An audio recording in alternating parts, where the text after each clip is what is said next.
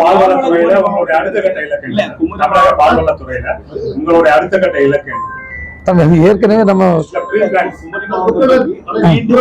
செய்தியாக கடலில் எரிவாயு எடுப்பதற்கு மத்திய அரசு அனுமதி கன்னியாகுமரியில் 2 இடங்களில் தமிழ்நாடு மொத்தம் 4 இடங்கள் கொடுக்கப்பட்டது. அதற்கு தமிழக அரசு எத்தகைய நடவடிக்கை எடுக்கும்? அதாவது என்னை பொறுத்தவரையில் இன்றைக்கு தமிழ்நாட்டில் இருக்கக்கூடிய மக்களும் தமிழ்நாட்டில் இருக்கக்கூடிய இது போன்ற நம்முடைய வளங்கள் சார்ந்த பிரச்சனைகளையும் நம்முடைய மாண்பு முதல்வர்கள் ஒரு தெளிவான முடிவோடு இன்றைக்கு இருந்து செயல்பட்டு கொண்டிருக்க நம்ம எல்லாம் பார்த்துட்டு இருக்கோம். அதே போன்று நாங்கள் மாண்பு முதல்வர்களை சந்தித்து நம்முடைய அன்புக்குரிய மீனவ பிரதிநிதிகளோடு சட்டமன்ற உறுப்பினர்கள் எல்லாரும் சேர்ந்து பார்த்த நேரத்தில் அவர்கள் மிக தெளிவாக ஒன்றை கூறியிருக்கின்றார்கள். மக்கள் நலனுக்கு எதிரான எந்த ஒரு திட்டத்தையும் நம் மீது திணிப்பதற்கு நான் அனுமதிக்க மாட்டேன் என்ற உத்தரவாதத்தை அவர்கள் தந்திருக்கின்றார். எனவே அந்த உத்தரவாதத்தை நான் மக்களிடத்தில் நான் திரும்பவும் இருக்க அவர் முதல்வர் சார்பில் சொல்லுகின்றேன். அந்த விஷயத்தில் திராவிட முன்னேற்ற கழகம் மக்களோடு உறுதியாக இருக்கும். எந்த சூழ்நிலையிலும் நம்முடைய கடலும் கடல் சார்ந்த வளங்களும் பாதிப்புக்குள்ளாமல் ஆகாமல் அதை பாதுகாக்கின்ற நடவடிக்கையை இந்த அரசு மேற்கொள்ளும்.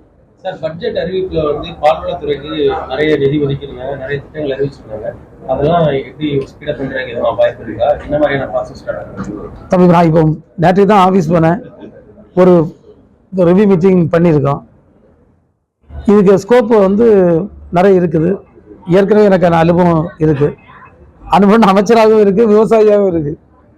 அதனால நம்ம கண்டிப்பாக இந்த ஒரு வருஷத்தில் ஒரு நல்ல ஒரு ரிமார்க்கபிள் சேஞ்ச் கொண்டு வர முடியும்.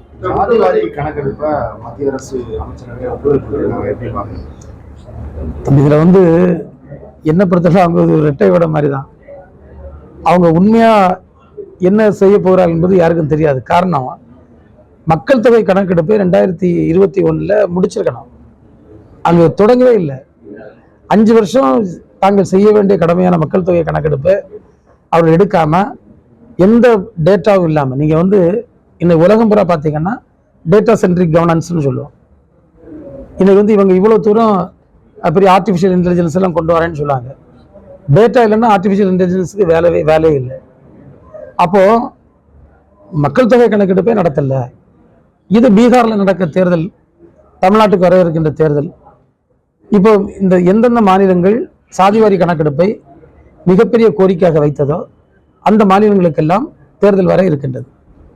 அதை கருத்தில் வச்சுக்கிட்டு இது தேர்தலுக்காக அறிவிக்கப்பட்ட ஒரு போலியான அறிவிப்பு என்றே நான் கருதுகின்றோம். பொறுத்திருந்து பார்ப்போம். அவங்க உடனே ஜீவோ போடுவாங்களா, நிதி ஒதுக்கீடு செய்யாங்களா, பணிகளை கொண்டு போகிறாங்களா பார்ப்போம். அப்படி வந்ததென்றால் இது திராவிட முன்னேற்ற கழகத்திற்கு கிடைத்த வெற்றியாகத்தான் கருத வேண்டும். ஏன்னா நம்ம தான் அந்த டிமாண்டை தொடர்ந்து வைத்துக் கொண்டிருக்கின்றோம். தமிழ் மாநில அரசு பண்ண முடியாது. நம்ம அதை பல கட்டங்களில் நம்முடைய மாண்பு முதல்வர் மட்டுமல்ல, இந்திய துணைக்கண்டத்தில் இருக்கக்கூடிய பல்வேறு முதல்வர்கள் பல்வேறு காலகட்டங்களில் அதை தெளிவுபடுத்தியிருக்காங்க.